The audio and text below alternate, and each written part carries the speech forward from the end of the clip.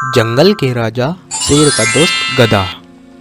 दोस्तों, एक बार की बात है, एक घने जंगल में सिम्बा नाम का एक शेर रहता था। और एक दिन शेर की तबीयत अचानक खराब हो गई। वह अपनी गुफा से बाहर भी नहीं निकल पा रहा था।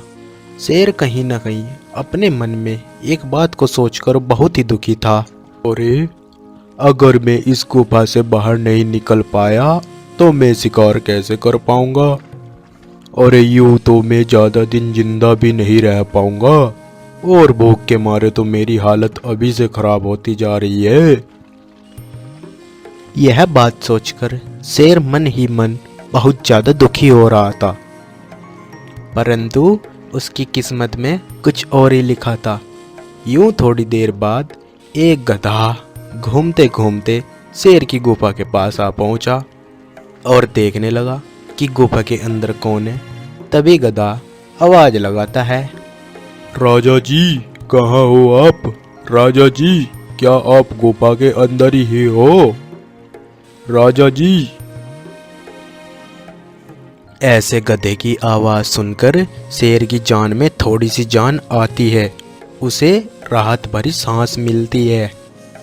वह अपने मन में सोचता है, अगर मैं कुछ दिनों के लिए इस मूर्ख गधे को अपना दास बना लूं तो ये मूर्ख गधा मुझको खाना भी ला कर देगा और मेरी सेवा भी करेगा। और वह अपनी दुख भरी आवाज निकालते हुए गुफा से बाहर आता है। अरे अरे, कौन आया है? एक तो मेरी तबीयत इतनी खराब है और ऊपर से परेशान कौन करने लगा। शेर को आता देख गधा बहुत ही डर जाता है। अच्छा, अरे तो तुम हो, मैंने सोचा कोई हो रे। अच्छा, तो तुम ये बताओ, तुम यहाँ क्या कर रहे हो और क्या चाहिए तुमको? शेर के विनम्र व्यवहार को देखकर गधा थोड़ा सा रिलैक्स हुआ और राहत भरी सांस लेकर बोला, क्षमा करे महाराज, मैं तो घूमता हुआ यहाँ आ गया। सोचा काफी दिनों से राजा जी इस जंगल में नहीं दिखाई दिए, सोचा लाओ मिलता ही चलूं आपसे।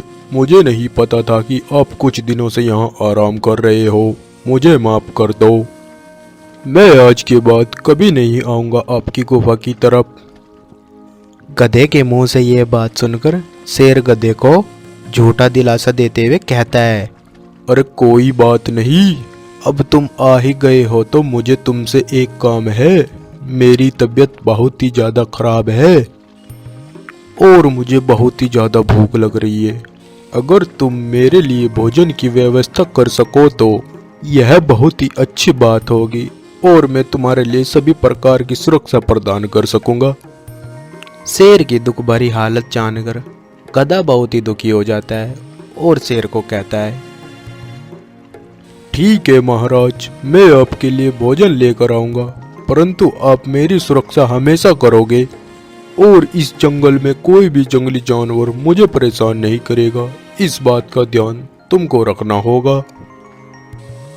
मैं अपनी बात को हमेशा आगे रखता हूँ। अगर मैंने तुमसे कहा है तो यह काम जरूर कर पाऊंगा।